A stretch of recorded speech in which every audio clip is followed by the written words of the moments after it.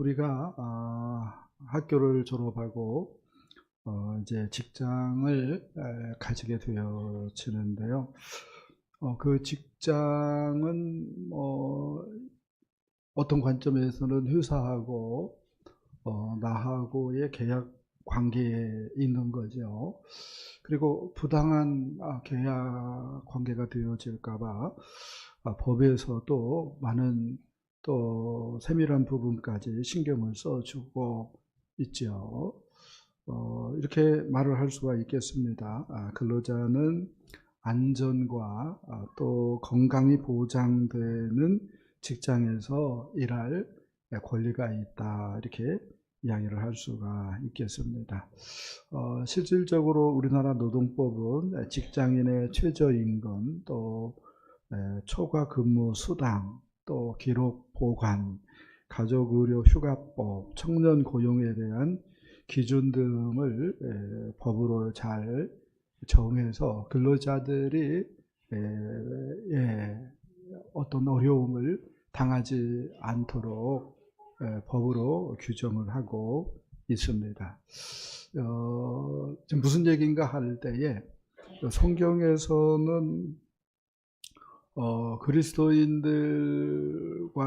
그리스도인들의 직장 일터에서의 모습을 그냥 종들아 이렇게 얘기를 하니까 우리 시대의 말씀하고는 너무 동떨어져 있는 말씀처럼 생각되어지기 때문에 그런 것을 또 목사님이 모르는가, 그런 또 오해를 하는 사람들도 있을까봐 이렇게 좀 얘기를 합니다.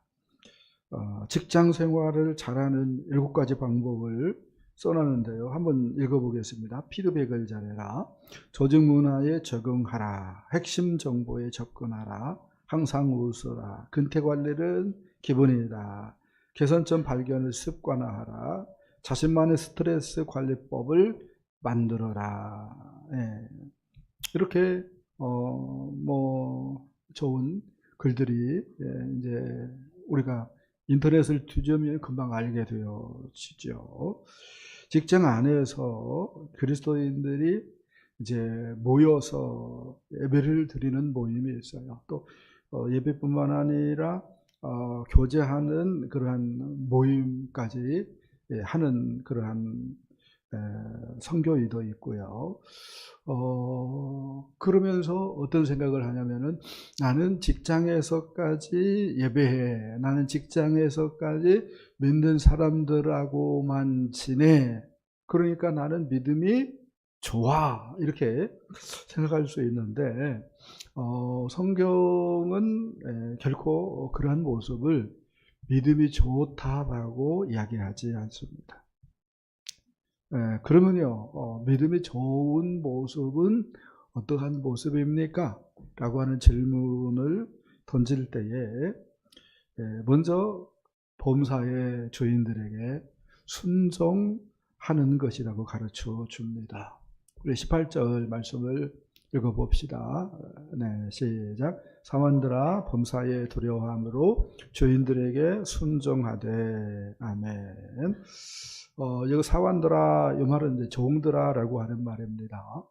우리 시대 때 종들, 노예들은 없죠. 근데 지금 베드로가 지금 편지를 써 내려가고 있는데 이때는 로마 사회고요. 로마 사회는 종들이 즐비했습니다. 로마 사회는 실은 노예 사회였다라고도 얘기할 수가 있습니다. 로마 사회에서 한 집안에 살면서 그 주인과 가족을 섬기는 노예들을 종들아, 이렇게 베드로가 얘기를 하는 거예요. 로마 경제는 노예 경제였어요. 로마 인구가 120만 정도 되었다고 합니다. 근데 노예가 3분의 1 정도인 40만이 노예였다라고 학자들이 얘기를 합니다. 보통 집에는 한두 명의 노예가 있었고요. 부유한 집안에는 400명 정도의 노예가 있었다고 합니다. 큰 귀족들, 뭐 영화에서 나오는 그런 큰 귀족들은 4,000명 정도의 노예가 있었다라고 얘기를 합니다. 황제의 집에는 2만 명 정도의 노예가 있었다라고 얘기를 합니다. 그러니까 정말로 노예 경제였다, 노예 사회였다 이렇게 이야기를 해도 과언이 아닌 거죠. 이런 노예들은 사회적으로요 굉장히 열악한 환경 가운데 있었습니다. 사람 취급 못 받았습니다. 짐승 취급 받았습니다. 뭐 죽여도 문제가 안 되었어요. 전혀 그 정도로 열악한 환경이었습니다. 구약 성경에도 노예가 있죠, 물론. 근데 구약 성경에서의 노예는 자기가 일한 것에 대한 대가를 보장받을 수 있게끔 되어 있었습니다. 그리고 안식년이 오거나, 안식년은 7년에 한 번씩 오잖아요. 안식년이 오거나 희년이 오면은 노예에서 해방되었습니다. 그게 율법이었습니다. 또 만일 주인 집에서 일하는데 뭐 환경이 안 좋아가지고 작업 환경이 안 좋아가지고 혹은 주인이 뭐 일을 잘못 준비해가지고 노예인데가 다퉜다. 그러면은 뭐 해방입니다. 그게 율법입니다. 그냥 벗어납니다. 또 노예가 만일 주인에 의해서 죽었어요. 그러면은 주인은 사람을 죽였기 때문에 형벌을 받아야 했습니다. 그리고 실은 구약에서는 노예가 왜 있었는가 할 때에 이렇게 얘기할 수 있습니다. 전쟁이 일어나고 어떤 재앙이 일어났을 때에 사회적으로 안전장치가 없었기 때문에 내 형편이 이렇게 되었으니까 부유한 당신께서 좀 나를 좀 생계를 책임져 주십시오 라고 하는 그러한 관점에서 노예가 생겼다고 얘기할 수가 있습니다. 그래서 모든 것이 원만한 상태가 되어지면은 그냥 벗어나는 거예요. 그게 구약에 얘기하고 있는 노예인데, 로마에서의 노예는 정말로 노예예요. 뭐 그냥 사람 죽이고 뭐 죽여도 되는 노예. 그래서 인권이라고 하는 것은 뭐요? 일도 찾아볼 수 없는 그러한 신분의 사람들이 노예들이었습니다. 이런 노예들에게 뭐라고 얘기합니까? 범사에 두려워함으로 주인에게 순종하라 라고 얘기를 하고 있습니다. 노예들이기 때문에 얼마나 부당한 대우를 많이 당했겠습니까?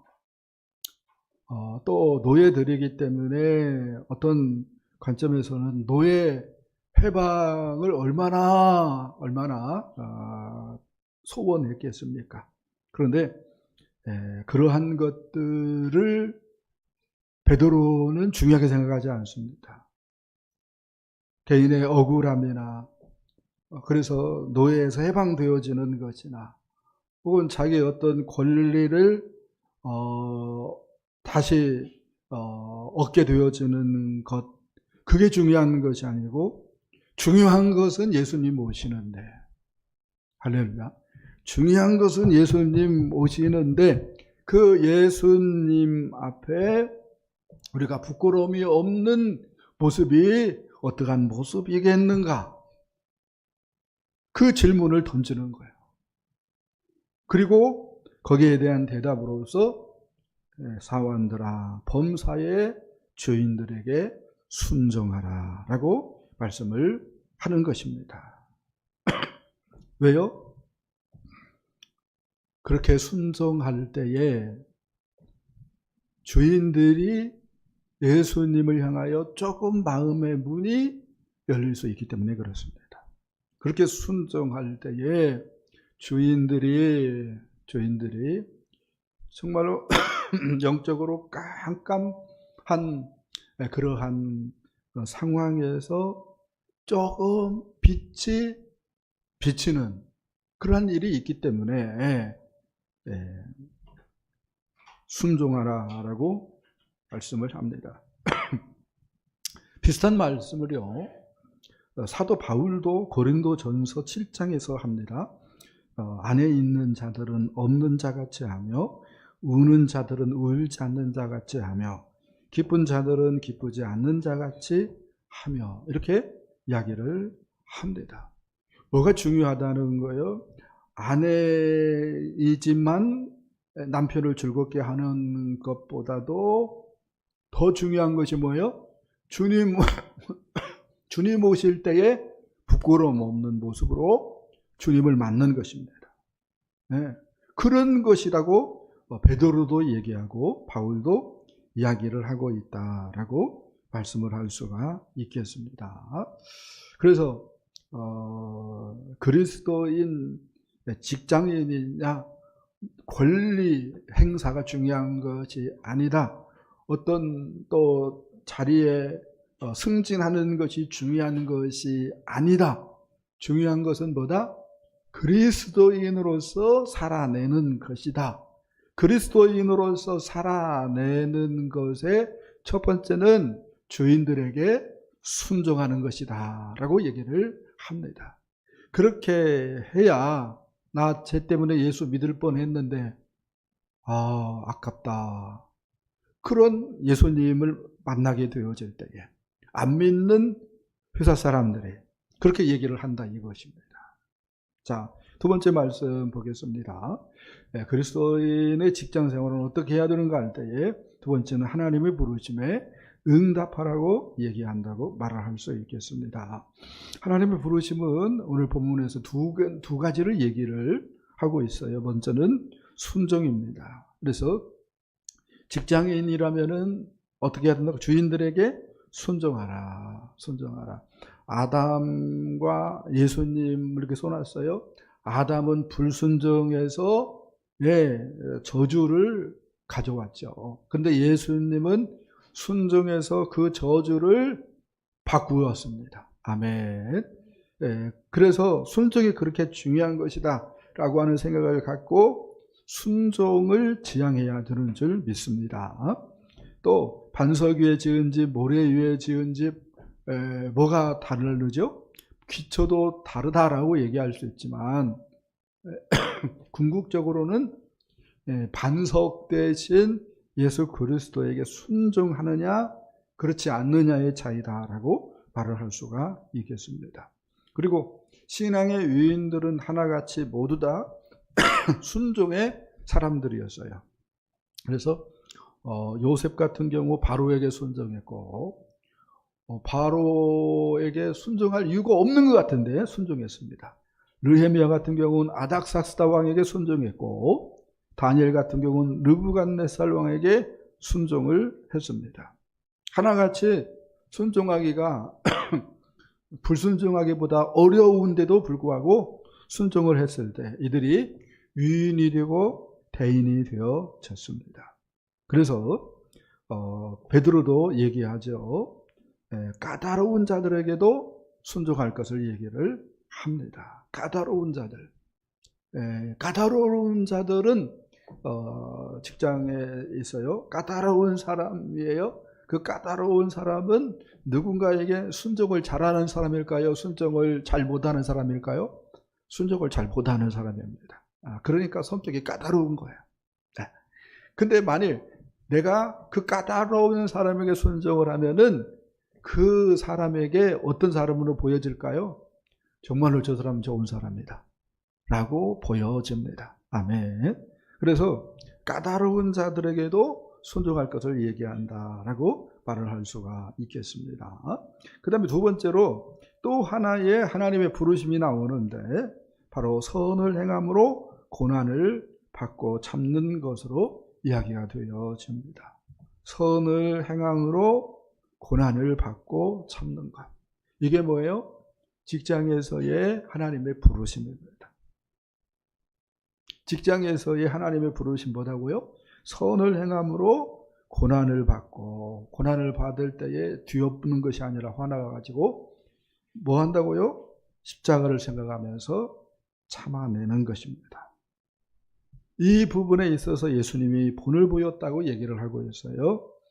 예수님이 욕을 받으시되 욕하지 않으셨다고 얘기하고, 고난을 받으시되 위협지 않고 긍휼히 하나님께 부탁하셨다고 얘기를 하고 있습니다. 예수님께서 이렇게 선을 행함으로 고난을 받고 참았기 때문에 수많은 영혼들이 하나님께 돌아오는 역사가 있었다라고 말을 합니다. 이것을 생각하면서 직장 생활을 성도들이 할 때에 선을 행함으로 고난을 받고 또 뭐 해야 된다고요? 참아내야 됩니다. 참아내야 됩니다. 그럴 때에 안 믿는 사람들에게 놀라운 일이 일어나는 거예요. 잃어버린 양들이 하나님께 돌아온 것처럼 안 믿는 사람들의 마음의 문들이 열리기 시작하고, 아멘, 영적인 놀라운 변화가 있게 되는 줄 믿습니다. 자, 세 번째 말씀 보겠습니다. 불신자들을 위한 가로등 불빛을 켜라. 이렇게 세 번째 말씀을 해놨는데요. 우리 19절 말씀 읽어봅시다. 부당하게 고난을 받아도 하나님을 생각함으로 슬픔을 참으면 이는 아름다우나. 아멘. 이 부분을 교수님이 아는 교수님이 있는데, 그 교수님이 이렇게 번역을 다시 해서요, 19절 써놨습니다. 만일 어떤 사람이 불의하게 고난을 겪으며 하나님을 아는 양심으로 인해 슬픔을 견딘다면 이것은 은혜로운 일이다.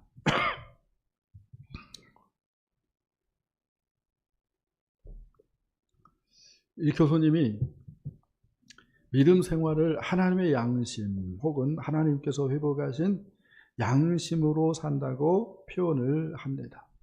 그렇게 함으로써 우리 주변의 불신자들이 하나님께 나오는 어두운 길에 가로등 불빛을 켜는 일이 되기 때문인 것을 우리에게 가르쳐 줍니다. 이것이 중요하다고 생각을 해요. 불신자들은 영적으로 어둠 가운데 있습니다. 칠흑 같은 어둠 가운데 있어요. 근데 우리가 고난을 받아도 하나님을 생각하면서 참아낸다면, 선을 행하면서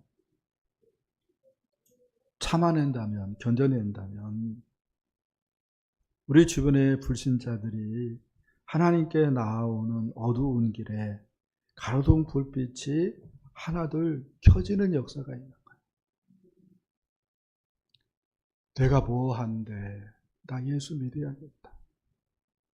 내가 뭐한데 나 예수 믿어야겠다. 그런 생각이 드는 거예요. 근데 내가 예수 믿는데도 뭐예요? 앞에서만 일하려고 해. 음지에서는 일을 안 해. 그러면은 교회를 다니나 안 다니나 똑같다. 이렇게 생각하면은 하나님께 나오는 길에 어두움이 칠흑 같은데 가로등 불빛은 뭐요? 밝아지지 않는 것. 그래서 우리가 예수님처럼 생각을 해야 되는 거죠. 예수님처럼 힘들고 어려워도 또 고난 가운데서도 참고 우리가 계속해서 올바른 믿음의 모습을 갖추어야 되는 줄 믿습니다. 하나님 아버지 집에 가면은요, 없는 것이 없고 다 있다고 그랬죠. 없는 것 빼놓고 다 있다고 그랬죠. 하나님 아버지 집에 가면은 우리 누가 부러운 사람이 없을 거예요. 우리 시대에 가장 큰 부자는 이재용 회장일 수 있을 텐데 이재용 회장보다도 하나님 아버지 우리 집에 가면 더 많은 돈이 있고 아멘? 아멘을 안 하시는데 없다고 생각합니까?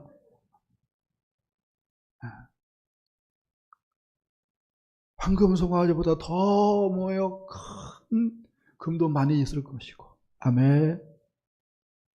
근데 우리가 어리석게 집에 다 있는데 하나님 아버지께서 다 준비해 놨는데 그런 생각은 안 하고 정말로 하나님 나라에서 귀한 영혼 구원은 관심이 1도 없다면 이 머리가 제대로 작동이 안 된 겁니다. 그러면 안 되는 거죠. 베드로는 우리에게 그걸 얘기하고 있는 거예요. 생각 한번 해보세요. 노예들도 뭐 했어요? 노예 해방을 부르짖지 않았어요. 베드로의 가르침을 아멘으로 받아가지고. 그렇게 했을 때 로마가 기독교 국가가 되어지는 거예요. 베드로가 처음부터 그거 불합리한 거예요. 비성경적입니다. 노예는.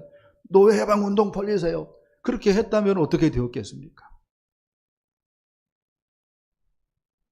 우선순위가 무엇인지를 우리가 알아야 됩니다. 내가 누군가를 알아야 돼요.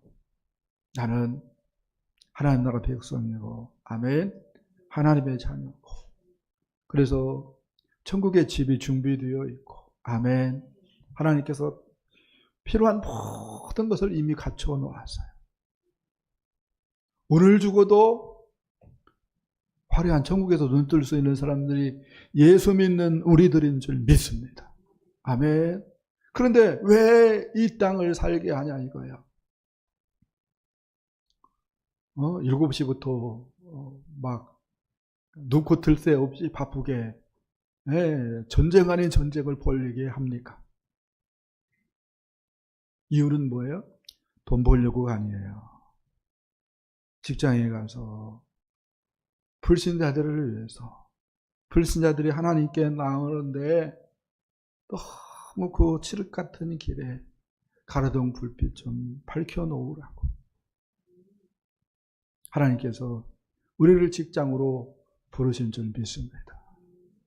그리고 시간적인 여유가 있다면 여러분들이 VIP로 작정하고 1대1로 섬기고 사랑해 준다면 하나님께 나오는 속도가 더 빨라지는 줄 믿습니다. 우리를 향한 하나님의 간절함 조금 높은 위치에 올라가는 것이 아닙니다. 조금 더 잘 먹고 잘 사는 것이 아닙니다. 그건 뭐예요? 그 사입이에요. 그 기독교 미신이에요. 우리를 향한 하나님의 뜻은 내가 오늘 감사하면서 예수님을 드러내는 거예요. 불신 영혼들을 향하여 반응하는 것입니다. 마음에 새기시고 오늘 하루도 주님의 기쁨 되는 저와 여러분 되어줄 수 있기를 예수님의 이름으로 축복합니다.